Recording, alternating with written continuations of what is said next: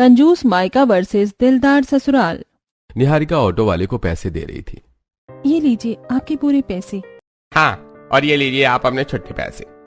फिर निहारिका घर के अंदर आने लगती है और ये सब छत पर खड़ी शकुंतला देख लेती है। अच्छा, तो ये महारानी इस तरह सारे पैसे बर्बाद कर रही है जैसे पैसे पेड़ पर उगते हों।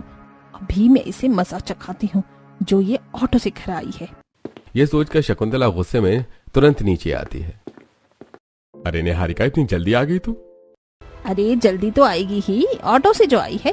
क्यों रे, पैसे क्या पेड़ पर उगते हैं जो तू उन्हें बर्बाद करने पर तुली है? पैदल नहीं आ सकती थी जो ऑटो कर लिया? माँ, मैं पैदल ही आ रही थी, लेकिन जहाँ मैं गई थी वहाँ से घर 2 किलोमीटर की दूरी पर है। इतनी दूर में पैदल कैसे आती? क्यों, तेरे पैरों में मेहंदी लगी है जो तू पैदल नहीं आ सकती? 2 किलोमीटर ही तो दूर है। आज के बाद अगर मैंने तुझे ऑटो या टैक्सी में पैसे बर्बाद करते हुए देख लिया ना, तो तेरी हड्डी पसली तोड़ दूंगी।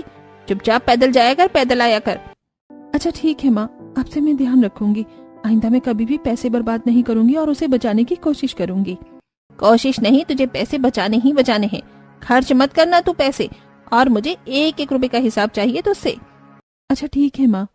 इतना कहकर निहारिका किचन में जाकर काम करने लगती है। फिर खुशबू बाहर से आती है।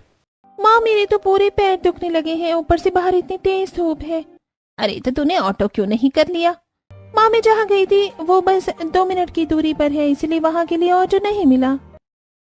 अरे मेरी प्यारी बच्ची, इतनी धूप में पैदल गई और पैदल आई। सारी गलती इन्हीं की है, ये नहीं कि बाइक से छोड़ दें। अरे बगल की दुकान पर ही तो गई थी चिप्स कुरकुरे लेने। कौन सा दूर गई थी जो मैं इसे बाइक से छोड़ दूं? अरे आप तो चुप ही रहो, बेचारी मेरी बच्ची थक गई होगी। तू बैठ, मैं तेरे लिए पानी मंगवाती हूँ। ओ करमजली कलमुही, मेरी बेटी के लिए पानी लेकर आ। जी माँ जी, लाती हूँ। माँ, खुशबू की जितनी फिक्र करती है उतनी फिक्र मेरी क्यों नहीं करती? खुशबू तो यहीं बगल की दुकान में गई थी, लेकिन मैं 2 किलोमीटर दूर बाजार में सब्जी लेने गई थी। फिर भी माँ ने मुझे इतना सुनाया। यही सोचते हुए निहारिका पानी लाकर खुशबू को देती है। और फिर शाम को, माँ मुझे ना कुछ खाने का मन कर रहा है। हाँ माँ, मुझे भी कुछ खाना है, बहुत तेज भूख लगी है। अरे तो तुम दोनों इतना सोच क्यों रहे हो? बाहर से खाना ऑर्डर कर लो। क्या सच्ची माँ? हाँ, तो हम पैसे कमाते ही क्यों हैं? तुम दोनों के शौक पूरे करने के लिए ही तो। तुम सुबह में तो निहारिका को पैसे बर्बाद करने पर बड़ा ज्ञान दे रही थी, और अब इन दोनों को कुछ नहीं बोल रही। अरे आप चुप रहो, दिन भर उसकी साइड लेते रहते हो। ये हमारे अपने बच्चे हैं या वो? और वैसे भी अगर अभी खाना आएगा तो वो भी खाएगी ना, और तुम दोनों को जो मंगवाना है मंगवा लो। ठीक है माँ। फिर शिवम और खुशबू अपने पसंद का पिज्जा बर्गर सबके लिए ऑर्डर करते हैं। अगर खाना आएगा तो मैं भी तो खाऊंगी। चलो ठीक है, फाइनली इतने दिन बाद मुझे बाहर का कुछ खाने को मिलेगा। यही सोचकर निहारिका खुश हो रही थी और थोड़ी देर में खाना आ भी जाता है। आहा, क्या पिज्जा है, खाकर मजा आ गया। हाँ सच में पिज्जा तो बहुत टेस्टी है। माँ, मैं भी पिज्जा खा लूं? थोड़ी देर रुक जा, मेरे बच्चों को खा लेने दे, फिर तू भी खा लेना। कौन सी सुबह से तू भूखी है, जो अभी नहीं खाएगी तो मर जाएगी। शकुंतला की बात सुनकर निहारिका थोड़ा इंतजार करती है और खुशबू साथ ही शिवम मन भरकर पिज्जा बर्गर खा लेते हैं। खुशबू, अगर और पिज्जा खाना हो तो ऑर्डर कर ले। नहीं माँ, मेरा पेट भर गया है। अब मुझे भी दे दीजिए पिज्जा खाने के लिए। ओह सॉरी, तुम्हारे लिए तो पिज्जा बचा ही नहीं। कोई बात नहीं, तुम अगली बार खा लेना। अरे लेकिन। अरे क्या लेकिन विकिन कर रही है, अगली बार खा लेना। माँ, आप हर बार ऐसा ही करती हैं और मैं कभी भी पिज्जा नहीं खा पाती। हाँ तो इतना चीख कर क्या दिखा रही है? घर में खाना नहीं बनता है क्या जिससे तेरा पेट भर जाए? दिन भर ये खाना है वो खाना है। चुपचाप जाकर खाना बना और उसी को खा। नहीं मिलेगा तुझे कोई पिज्जा विज्जा, पैसे पेड़ पर नहीं उगते हैं। जा। शकुंतला की बात सुनकर निहारिका उदास हो जाती है और किचन में चली जाती है। पता नहीं पिज्जा बर्गर खाने में कैसा लगता होगा। मैंने तो आज तक कभी भी नहीं खाया। जब मेरी खाने की बारी आती है तब सब खत्म हो जाता है। इस चक्कर में मैं हमेशा भूखी रह जाती हूँ। एक काम करती हूँ, आज मैं अपने लिए बहुत सारे टेस्टी टेस्टी पकवान बनाती हूँ, उसे पेट भर कर खाऊंगी। ये सोचकर निहारिका बहुत मेहनत से ढेर सारे तरह तरह के पकवान बनाती है। फाइनली सारा खाना बन गया, पनीर की सब्जी, कुलची और बाकी सब भी। इतनी तेज भूख लगी है, पहले खाना खा लेती हूँ। तभी वहाँ शकुंतला आती है। किचन में खड़ी होकर क्या बड़बड़ा रही है? खुद बाद में खाना, पहले मेरे बच्चों को खिला। उन्होंने शाम से लेकर अभी तक कुछ भी नहीं खाया है। लेकिन माँ, मैंने तो सुबह से कुछ नहीं खाया है। हाँ तो तू मत खा, लेकिन मेरे बच्चों को खिला दे। जल्दी से सारा खाना सर्व कर दे डाइनिंग टेबल पर। इतना कहकर शकुंतला वहाँ से चली जाती है और निहारिका सारा खाना डाइनिंग टेबल पर सर्व करती है। खाना तो बहुत टेस्टी है। कहाँ, रोज की तरह ही तो है, एकदम बकवास। वैसे मुझे ये सब्जी थोड़ी और दे दो। हाँ, और मुझे ये कुलचे। अब बस 2 ही कुलचे बचे हैं। तो दे दे शांति से मेरे बच्चों को। फिर निहारिका सभी को सारा खाना दे देती है और लास्ट में उसके लिए खाना नहीं बचता। माँ, सारा खाना खत्म हो गया है, मुझे बहुत तेज भूख लग रही है, मैं मैगी बनाकर खा लूं। अच्छा, तो अब तू सिर्फ अपने लिए मैगी बनाएगी? कितना गैस वेस्ट होगा, मैगी के पैसे जाएंगे। तेरी माँ यहाँ पैसे नहीं छोड़ कर गई है तेरे लिए जो फिजूल खर्च करती रहे, ये नहीं कि थोड़े बहुत पैसे बचा ले। लेकिन माँ, मैं दोपहर को भी ठीक से खाना नहीं खाई थी, शाम को भी नहीं, और रात को भी मुझे कुछ खाने को मिला ही नहीं। हाँ, तो एक दिन नहीं खाना खाएगी तो मर नहीं जाएगी। शांति से जा, किचन का काम कर और सो जा, मेरा दिमाग मत खराब कर। जब देखो तब पैसे बर्बाद करती है, ये नहीं कि थोड़े बहुत पैसे बचा ले। शकुंतला की बात सुनकर निहारिका किचन में काम करने चली जाती है। उफ, मुझे इतनी तेज भूख लगी और माँ मुझे कुछ बनाकर खाने को भी नहीं दे रही। पता नहीं माँ मेरे साथ ऐसा क्यों करती है, क्या मैं सौतेली बेटी हूँ इनकी? बस इसीलिए। सच में माँ, आप मुझे छोड़कर क्यों चली गई? अगर आप होती तो आप कभी भी मुझे भूख से सोने नहीं देती। भगवान जी, आपने मेरी माँ को मुझसे क्यों छीन लिया? इस तरह आए दिन निहारिका भगवान से गुजारिश लगाती और फिर सो जाया करती। फिर एक दिन, माँ, मेरे सारे कपड़े फट गए हैं, आप मुझे कुछ नए कपड़े दिला दीजिए ना। हाँ, तो कपड़े फट गए हैं तो उन्हें सिल ले, नए कपड़े खरीदने की क्या जरूरत है? तेरे ऊपर बर्बाद करने के लिए मेरे पास इतने पैसे नहीं हैं। लेकिन माँ, बाहर जाने के लिए मेरे पास एक भी अच्छा कपड़ा नहीं है, और फिर अभी संध्या दीदी की शादी पड़ने वाली है, वहाँ मैं क्या पहनूंगी? तो तू एक काम करना, पुराना पहन लेना, क्योंकि तेरी माँ तेरे लिए पैसों का पेड़ नहीं उगा कर गई है, इसलिए मैं तुझे कोई कपड़े नहीं दिलाने वाली। तभी खुशबू आती है। माँ, मेरे पास घर में पहनने के लिए एक भी नया कपड़ा नहीं है, मेरे सारे कपड़े पुराने हो गए हैं, आप मुझे नए कपड़े दिला दीजिए ना। अरे, तो पहले तुझे बताना चाहिए था ना। चल, आज शाम को ही शॉपिंग पर चलेंगे। ठीक है माँ, तो फिर मेरे जितने भी पुराने कपड़े हैं वो फेंक देती हूँ। अरे नहीं, फेंकने की क्या जरूरत है, ये गवार है ना, इसे दे दे, सिलकर पहन लेगी। ओह, तेरे पास कपड़े नहीं थे ना, ये ले खुशबू के पुराने कपड़े, इन्हें सिलकर पहन लेना। इतना कहकर शकुंतला खुशबू के पुराने कपड़े निहारिका को दे देती और वहां से चली जाती है। पता नहीं माँ मेरे साथ ही इतनी कंजूसी क्यों करती है, जबकि खुशबू पर तो बिंदास पैसे लुटाती हैं। क्या मुझे भी कभी आजादी की जिंदगी मिल पाएगी, जहाँ जब मेरा मन करे, जो मन करे वो मैं खरीद सकूं? निहारिका अक्सर यही सोचा करती और इसी सोच के साथ जैसे जैसे अपनी जिंदगी बिताती। इसी तरह एक दिन, ये देखिए, इस अमीर घराने से आया है आपकी बेटी निहारिका के लिए रिश्ता। बोलिए, रिश्ते के लिए हाँ कर दूं? नहीं नहीं, बिल्कुल नहीं, इतने अमीर घराने में मैं उस गवार कलमोही की शादी करवाऊंगी? बिल्कुल नहीं। कोई गरीब घर का रिश्ता आए तो मुझे बताइएगा। भला वो क्यों? अमीर घराने का रिश्ता है, ऊपर से दहेज भी नहीं मांग रहे हैं, तो फिर आप ऐसा क्यों कह रही हैं? अरे लेकिन, अरे क्या माँ, आप भी जब बिना दहेज के इस गवार से हमें छुटकारा मिल जाएगा तो आप इतना क्यों सोच रही हैं? शादी के लिए हाँ कर दीजिए, कम से कम हमारे पैसे तो बचेंगे, इसे खिलाने पिलाने में जो पैसे वेस्ट होते हैं। हाँ, तूने बिल्कुल सही कहा। चल ठीक है, ठीक है पंडित जी, आप ये रिश्ता तय कर दीजिए और जितनी जल्दी हो सके उतनी जल्दी शादी की तारीख निकलवा दीजिए। नहीं नहीं, जल्दी नहीं हो पाएगा, क्योंकि लड़के वालों को थोड़ा समय चाहिए। अरे नहीं नहीं, हमारे पास टाइम नहीं है, जितनी जल्दी हो सके उतनी जल्दी इसकी शादी करवा दीजिए। अच्छा ठीक है, मैं कोशिश करता हूँ। इतना कहकर पंडित वहाँ से चले जाते हैं और ये सारी बातें निहारिका सुन रही थी। मुझे शादी नहीं करनी, लेकिन अगर ये बात मैं माँ से कहूंगी तो माँ मेरी कभी नहीं सुनेंगी। पता नहीं मैं वहाँ कैसे रहूंगी, सौतेली ही सही, लेकिन फिर भी बचपन से मैं माँ के साथ ही रही हूँ। जब माँ ने मुझ पर इतनी पाबंदियां लगाई और मेरे साथ इतनी कंजूसी की, तो फिर मेरे ससुराल वाले मेरे साथ क्या करेंगे? पता नहीं मेरी सास कैसी होंगी, लेकिन अब शादी तो करनी ही पड़ेगी। फिर पंडित जल्द से जल्द निहारिका की शादी करवा देते हैं। फिर गृह प्रवेश के टाइम, आइए आइए देवरानी जी, आपका इस घर में स्वागत है। अब मेरी दूसरी भाभी भी आ गई। सिर्फ आपकी ही नहीं, मेरी भी। अरे अब सारी बातें दरवाजे पर ही करोगे क्या? बहू को अंदर तो आने दो। बहू, इस कलश को गिराकर घर में गृह प्रवेश करो। फिर निहारिका कलश को गिराकर घर में गृह प्रवेश करती है। वाह सुमित्रा, तू तो अपनी छोटी बहू भी एकदम हीरे की खान जैसी लाई है। हाँ वही तो, तुझे इतनी प्यारी प्यारी सुंदर सुंदर बहुएं मिल कहाँ से जाती हैं? बड़ी बहू भी इतनी सुंदर और अब जो नई बहू आई है वो भी इतनी सुंदर। आंटी जी, भाभी सुंदर है तो क्या, हमारे भैया भी तो हैंडसम है। चलो चलो, अब बहुत हुई बेकार की बात है, दोनों थक गए होंगे, दोनों को जाकर आराम करने दो। हाँ सच में हम बहुत थक गए हैं, इसलिए हम कमरे में जा रहे हैं। इतना कहकर सिद्धांत निहारिका के साथ कमरे में जाता है और फिर दोनों सो जाते हैं। अगली सुबह। आज मेरी पहली रसोई है, घर पर इतने मेहमान भी आए हैं, पता नहीं क्या होगा, बस कुछ गड़बड़ ना हो। यही सोचते सोचते निहारिका तैयार होती है और फिर तुरंत किचन में पहुंचती है। अरे बहू आ गई तू। देख आज तेरी पहली रसोई है, इसलिए घर पर बहुत सारे मेहमान आए हैं तेरे हाथों का खाना खाने के लिए। हाँ भाभी, इसलिए आप सारा खाना ध्यान से बनाइएगा। अरे आप लोग उसे इतना क्यों डरा रहे हैं? अरे भाभी हम डरा कहाँ रहे हैं, हम तो बस बता रहे हैं। आप इन लोगों को छोड़िए, आप इधर देखिए। अगर आपको किसी भी चीज की जरूरत पड़ेगी तो मुझे बुला लीजिएगा, मैं आपकी मदद कर दूंगी। और ज्यादा घबराइएगा मत, अभी तो हम सब बाहर जा रहे हैं, लेकिन अगर कोई भी काम हो तो आप बुला लीजिएगा, मैं आ जाऊंगी। इतना कहकर निकिता बाहर चली जाती है। निकिता की बात सुनकर निहारिका का डर थोड़ा कम होता है और वो खुशी खुशी ढेर सारा खाना बनाकर सबको खिलाती है। एक बात तो है, बहुत सिर्फ दिखने में अच्छी नहीं है, खाना भी एकदम लाजवाब बनाती है।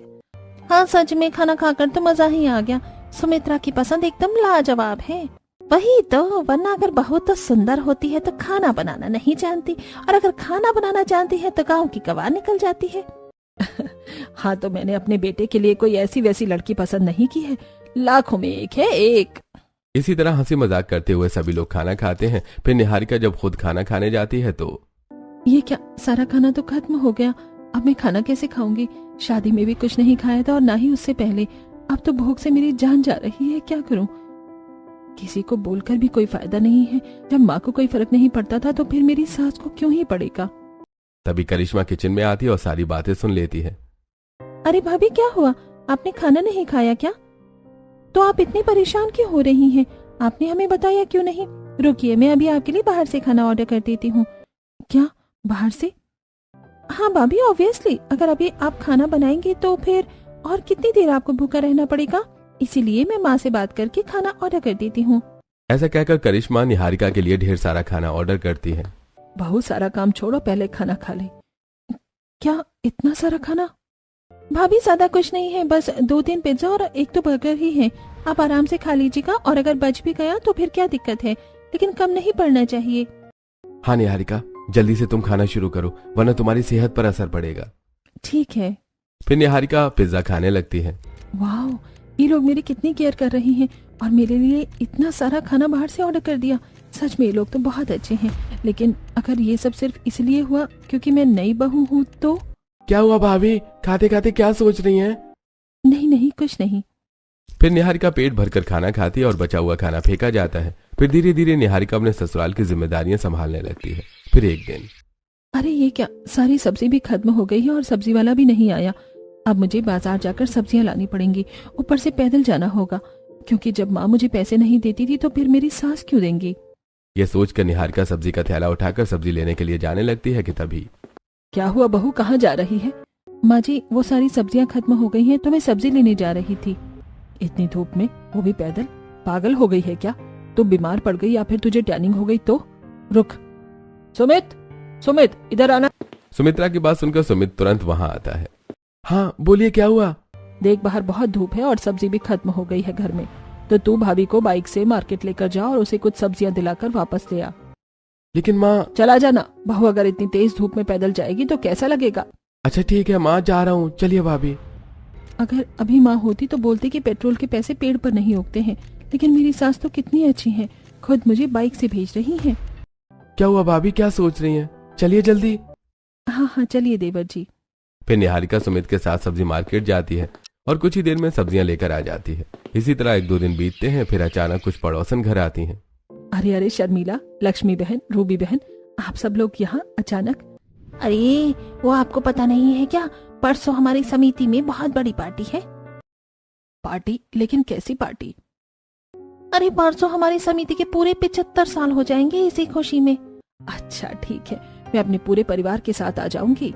हाँ हाँ, और ये हद से ज्यादा देर मत कीजिएगा, थोड़ी जल्दी ही आइएगा, अब हम लोग जा रहे हैं। हाँ हाँ ठीक है, लेकिन अभी अभी तो आई हैं, जा कहाँ रही हैं? बैठिए। नहीं नहीं, सोसाइटी में और भी बहुत से घरों में बोलना है, इसलिए हम अभी जा रहे हैं, फिर कभी आएंगे। इतना कहकर सभी लोग वहाँ से चले जाते हैं और सुमित्रा पूरे परिवार को ये बात बता देती है। फाइनली इतने दिनों बाद किसी पार्टी में जाने को मिलेगा। हाँ हाँ जाने को मिलेगा, लेकिन पहले से ही बता दे रही हूँ, लेट मत करना कोई भी। सब लोग अपने अपने कपड़े अभी से तय करके रख लो। ठीक है माँ जी, मैं अपने कपड़े तैयार करके रखूंगी। अब मैं क्या करूँ, मेरे पास तो एक ही लहंगा है, वो भी इतना पुराना। महादेव को कहकर क्या फायदा। एक काम करती हूँ, उसी को प्रेस करके पहन लूंगी। हाँ माँ जी, मैं भी कल ही अपने कपड़े तय करके रख दूंगी। फिर निहारिका निकिता के साथ मिलकर घर का काम करती है और फिर अगले दिन निहारिका अपना लहंगा प्रेस करने लगती है। फाइनली लहंगा प्रेस हो गया, अब बस ब्लाउज बचा है, उसे भी जल्दी से कर लेती हूँ। यह सोचकर निहारिका ब्लाउज प्रेस करती है, लेकिन तभी ब्लाउज जल जाता है। अरे ये क्या, लहंगे का तो ब्लाउज ही जल गया, अब मैं क्या पहनूंगी। तभी कमरे में सिद्धांत आता है तो वो देखता है कि निहारिका उदास होकर बिस्तर पर बैठी है। क्या हुआ निहारिका, तुम इस तरह लहंगे का ब्लाउज हाथ में लेकर उदास क्यों बैठी हो? नहीं कुछ नहीं हुआ। अरे बता भी दो क्या हुआ है। मैं अपना लहंगा प्रेस कर रही थी कि तभी ब्लाउज जल गया, अब मैं पार्टी में क्या पहनूंगी। अरे इसमें इतना उदास होने वाली क्या बात है, दूसरा लहंगा पहन लेना, तुम कुछ भी पहनोगी तुम उसमें अच्छी लगोगी। हाँ हाँ मैं पहन लेती दूसरा लहंगा, लेकिन मेरे पास और कोई लहंगा ही नहीं है, बस एक यही कपड़ा था जिसे मैं बाहर जाते वक्त पहन सकती थी। इसके अलावा मेरे पास कोई भी ड्रेस नहीं है। अरे तो उदास क्यों हो रही हो, चलो हम लोग शॉपिंग पर चलते हैं। क्या अभी? लेकिन फिर पैसे? अरे तुम पैसों की टेंशन क्यों ले रही हो, मैं हूं ना, चलो चलते हैं। हाँ वैसे अगर तुम मेरे साथ जाओगी तो मुझे तो लड़कियों के कपड़ों के बारे में कोई नॉलेज नहीं है। तुम एक काम करो, भाभी के साथ शॉपिंग पर चली जाओ, वो तुम्हें अच्छी अच्छी ड्रेस दिला देंगी। तभी रूम में निकिता आती है और सिद्धांत उससे सारी बातें बता देता है। अरे बस इतनी सी बात, चलिए देवरानी जी हम दोनों शॉपिंग पर चलते हैं। फिर निकिता और निहारिका दोनों शॉपिंग पर जाती हैं। देखो ये लहंगा इस मॉल का बेस्ट पीस है, तुम इसे ले लो। अच्छा ठीक है जेठानी जी। लेकिन मैं पहले ही बता देता हूँ, ये लहंगा 50,000 का है। क्या 50,000 का लहंगा, इतना महंगा? अरे तो क्या हो गया देवरानी जी, हमारे पास इतने पैसे तो हैं ही, और फिर कपड़ों में कैसी कंजूसी। भैया आप इसे पैक कर दीजिए। मुझे तो लगता था कि जैसे मेरा मायका कंजूस था वैसे ही मेरा ससुराल भी कंजूस होगा, लेकिन यहाँ पर तो सब लोग दिल खोल कर पैसा उड़ाते हैं।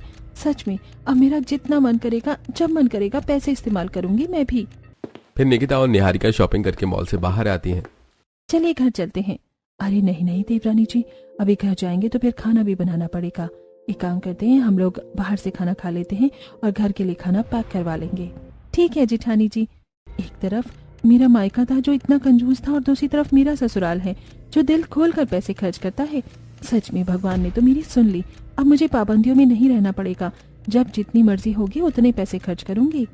फिर निहारिका और निकिता रेस्टोरेंट में जाती हैं और निकिता ढेर सारा खाना ऑर्डर करती है। इतना सारा खाना खाकर तो मेरा पेट ही भर गया, ऊपर से ये सारा खाना बच भी गया, अब इतने सारे खाने का क्या होगा। हाँ तो कोई बात नहीं, इसे हम फेंक देते हैं और नया खाना पैक करवा कर घर के लिए ले चलते हैं। लेकिन जेठानी जी हम लोग इसे फेंकेंगे क्यों, बाहर किसी गरीब को दे देंगे।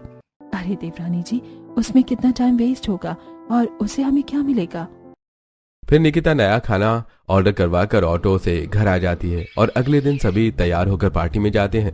रात होते होते सभी घर आ जाते हैं। इसी तरह 3-4 दिन बीतते हैं। फिर एक दिन, माँ जी ये इधर क्यों रखा है आपने, ये इतना महंगा है, कोई भी आएगा जाएगा तो बड़ी आसानी से टूट जाएगा। अरे इतना क्या सोचती है, टूट जाएगा तो टूट जाने देना, हम नया ले लेंगे, तो साफ सफाई कर ले। हाँ देवरानी जी रहने दीजिए ना। इतना कहकर सभी अपने अपने कामों में लग जाते हैं। अगर पैसा है तो क्या सारे पैसे बर्बाद कर देंगे, यहाँ पर सामान रखा हुआ है, टूट जाएगा तो फिर पैसे बर्बाद होंगे। खैर मुझे क्या, मैं अपना काम खत्म कर लेती हूँ। फिर इसी तरह अगले दिन निकिता वॉशिंग मशीन में कपड़े धो रही थी। अरे ये क्या जेठानी जी, आपने शादी के कपड़े और रंगीन कपड़े दोनों एक ही साथ डाल दिए, ऐसे तो शादी के कपड़े खराब हो जाएंगे, उनमें रंग लग जाएगा। अरे हाँ ये तो मुझसे बहुत बड़ी गलती हो गई, मेरा ध्यान ही नहीं गया, अब क्या करूँ। कोई बात नहीं भाभी रहने दीजिए, मेरा ही वो व्हाइट कलर का टॉप था, मैं नया ले लूंगी। अरे लेकिन करिश्मा तुम नया टॉप ले लोगी, लेकिन उस पुराने व्हाइट कलर के टॉप का क्या होगा, और फिर उसे भी तो तुम अभी नया ही लाई थी। हाँ भाभी लेकिन अब तक तो रंगीन कपड़ों का कलर मेरे व्हाइट टॉप पर लग ही गया होगा, फिर ऐसा दाग लगा हुआ कपड़ा थोड़ी ना मैं पहनूंगी। हाँ ये भी है, पहले मुझे लगता था कि ये लोग दिलदार हैं, लेकिन ये लोग तो सच में पैसे बर्बाद करते हैं। खैर मुझे क्या। फिर निहारिका अपने कामों में लग जाती है। इसी तरह एक दिन निहारिका निकिता और शकुंतला के साथ सब्जी मार्केट जाती है। क्या मैडम क्या चाहिए? 2 किलो टमाटर और 1 किलो प्याज, साथ ही 2 किलो भिंडी दे दीजिए। अच्छा, इन सब के तो कुल 300 रुपए हो गए। क्या 300 रुपए? कुछ तो कम कीजिए भैया। अच्छा तो आप 200 रुपए। अरे छोड़िए ना देवरानी जी, जितने में दे रहे हैं उतने में ले लीजिए ना। ये लीजिए भैया 300 रुपए। इसी तरह सभी लोग और कुछ सब्जियां लेते हैं और फिर ऑटो ढूंढने लगते हैं। क्या हुआ बहू, क्या सोच रही है तू? माँ, मैं ये सोच रही थी कि जब वो सब्जी वाला पैसे कम कर रहा था तो आपने उसे पैसे कम क्यों नहीं करने दिए? ओहो बहू, 2-4 रुपए के लिए क्या सब्जी वाले से मुंह लगाना। छोड़ना तू, एक ऑटो भी नहीं मिल रहा। हाँ, इतनी देर से खड़े हैं, एक ऑटो वाला भी नहीं दिख रहा। माँ, हम लोग जितनी देर से खड़े हैं उतनी देर से तो हम लोग पैदल घर चल देते। अरे देवरानी जी, आप पागल हो गई हैं क्या? पैदल घर कौन जाता है? रुकिए, मैं टैक्सी बुक कर देती हूँ। टैक्सी? लेकिन उसमें तो बहुत पैसे लग जाएंगे। सिर्फ इतनी दूर के लिए टैक्सी कौन बुक करता है? देवरानी जी देखिए, आपको आदत है पैदल चलने की, लेकिन मुझे नहीं है, इसलिए मुझे टैक्सी बुक करने दीजिए। इतना कहकर निकिता टैक्सी बुक करती है और सभी लोग टैक्सी से घर पहुंचते हैं। फिर निकिता टैक्सी वाले को पैसे देती है। क्या 500 का नोट? इतने बड़े नोट का मेरे पास खुला कहाँ से आएगा? मेरे पास खुला नहीं है। मेरे पास भी खुला नहीं है। एक काम करो, तुम सारे पैसे रख लो। इतना कहकर निकिता और सुमित्रा घर के अंदर चली जाती हैं। मुझे पहले लगता था कि मेरे ससुराल वाले दिलदार हैं, खुलकर पैसे खर्च करते हैं, लेकिन ये लोग पैसे खर्च नहीं करते बल्कि पैसे बर्बाद करते हैं। इन्हें पैसों का इस्तेमाल करना और पैसों को बिना सोचे समझे खर्च करने में फर्क भी नहीं पता है। ये जितने पैसे बर्बाद करते हैं इसमें तो किसी गरीब का भला हो जाएगा। अरे निहारिका बहू, बाहर ही कहाँ रह गई? घर में तो आ। हाँ माँ, रुके आ रही हूँ। फिर निहारिका घर के अंदर जाती है और अपनी जेठानी के साथ मिलकर घर का सारा काम करती है। फिर रात को, माँ बहुत दिन हो गए हैं, हम लोगों ने बाहर का खाना ही नहीं खाया, चलिए आज बाहर से खाना ऑर्डर करते हैं। हाँ ये तो है माँ, काफी दिन से हम लोगों ने बाहर से कुछ भी नहीं खाया है। हाँ हाँ ठीक है, मैं कौन सा मना कर रही हूँ, कर लो खाना ऑर्डर। फिर करिश्मा और सुमित मिलकर सबके लिए खाना ऑर्डर करते हैं। थोड़ी देर में डिलीवरी बॉय आता है और खाना देकर चला जाता है। भाभी जल्दी आइए वरना खाना ठंडा हो जाएगा। हाँ भाभी, सारा काम छोड़िए और जल्दी हॉल में आइए। सुमित और करिश्मा की बात सुनकर निकिता और निहारिका किचन का सारा काम छोड़कर हॉल में आते हैं। अरे ये देखिए, हम लोगों ने बाहर से खाना ऑर्डर किया है। अरे लेकिन मैंने और जेठानी जी ने मिलकर रात का खाना बना लिया है। अगर आप सब लोग बाहर से खाना खाएंगे तो घर में बने खाने का क्या होगा? अरे तो घर का खाना तो रोज ही खाते हैं, आज बाहर का खाना खाएंगे। अरे लेकिन फिर भी इतना सारा खाना, ये तो हम सब लोग मिलकर खाएंगे, फिर भी खत्म नहीं होगा। अरे भाभी देखिए, खाना अगर ज्यादा हो गया तो फेंक सकते हैं, लेकिन अगर खाना कम पड़ गया तो क्या करेंगे? और वैसे भी ये सारा खाना हम लोग खा लेंगे। हाँ चलिए जल्दी खाना शुरू करते हैं। फिर सभी लोग खाना खाना शुरू करते हैं और आखिर में बहुत सारा खाना बच जाता है। देखा, मैंने पहले ही कहा था कि बहुत सारा खाना बच जाएगा, आप लोगों ने मेरी सुनी ही नहीं। ओहो, तो क्या हो गया भाभी, दिन भर आप ये वेस्ट हो जाएगा वो वेस्ट हो जाएगा करती रहती हैं। जितना भी खाना पड़ा हुआ है कचरे में फेंक दीजिएगा। बस बहुत हो गया करिश्मा, जब से मैं आई हूँ तब से देख रही हूँ इस घर में किसी भी चीज की कोई वैल्यू ही नहीं है, चाहे वो जितनी भी महंगी हो या फिर जितनी भी सस्ती। पैसे हैं तो क्या मतलब है, उन्हें बर्बाद कर देना। निहारिका तुम गुस्सा क्यों कर रही हो? हम सब लोग ये सब इसलिए कर रहे थे क्योंकि हमें पता था कि तुम्हारे मायके में तुम्हारे ऊपर पैसों की बहुत पाबंदियां लगाई जाती थी और तुम्हारा पूरा परिवार कंजूस था जिसे तुम दिल खोलकर पैसे खर्च नहीं कर पाती थी, इसलिए हमने ये किया। हाँ भाभी, और फिर भैया ने आपकी उस दोस्त से भी बात की थी, उन्होंने बताया था कि आपकी ये इच्छा थी कि आप भविष्य में दिल खोलकर पैसे खर्च कर सके, उन्हें इस्तेमाल कर सके। हाँ मैं मानती हूँ कि मेरी ये इच्छा थी, लेकिन इसका ये मतलब नहीं कि हम पैसे बर्बाद करें। मैं चाहती थी कि मेरा मायका कंजूस है लेकिन मेरा ससुराल कंजूस ना हो, लेकिन इसका ये मतलब नहीं था कि आप लोग पैसे वेस्ट करें। पैसों को इस्तेमाल करना और बर्बाद करने में थोड़ा सा फर्क होता है जो कि आप लोग समझ नहीं पा रहे। कभी सब्जी वाले को ज्यादा पैसे दे देना तो एक्स्ट्रा खाना ऑर्डर करके सारा खाना फेंक देना, और तो और थोड़ी सी दूर के लिए ही टैक्सी ऑटो ये सब बुक कर लेना, इससे पॉल्यूशन भी होता है और पैसे भी बर्बाद होते हैं। निहारिका की बात सुनकर सभी को अपनी गलती का एहसास होता है कि जिसे वो दिल खोलकर पैसे इस्तेमाल करना सोच रहे थे वो दरअसल पैसे बर्बाद करना था। सच में बहू, आज तूने हमारी आंखों की पट्टी खोल दी, अब से हम ऐसा कभी भी नहीं करेंगे। हाँ देवरानी जी, हम लोग ना कंजूसी करेंगे और ना ही पैसे बर्बाद करेंगे, जितने पैसों की जरूरत होगी बस उतने ही खर्च करेंगे। हाँ भाभी, और मैं भी एक्स्ट्रा खाना ऑर्डर नहीं करूँगा। हाँ ये ठीक है, और हम लोग जितने भी पैसे खर्च करेंगे उसमें से थोड़े पैसे गरीबों को भी दे देंगे, जिससे हमें पुण्य भी मिलेगा। बिल्कुल बहू, अब से हम लोग ऐसा ही करेंगे, सारी चीजों का ध्यान रखेंगे, पैसे बर्बाद नहीं करेंगे और गरीबों की भी मदद करेंगे। और हाँ, पैसे बर्बाद नहीं करेंगे इसका ये मतलब नहीं कि कंजूसी करेंगे। ना कंजूसी करेंगे और ना पैसे बर्बाद करेंगे। ये हुई ना माँ जी एकदम समझदारी वाली बात। निहारिका के कहने के बाद सभी लोग पैसे दिल खोल कर खर्च तो करते थे, लेकिन बर्बाद नहीं, जिससे निहारिका खुशी खुशी अपने दिलदार ससुराल में रहने लगती है।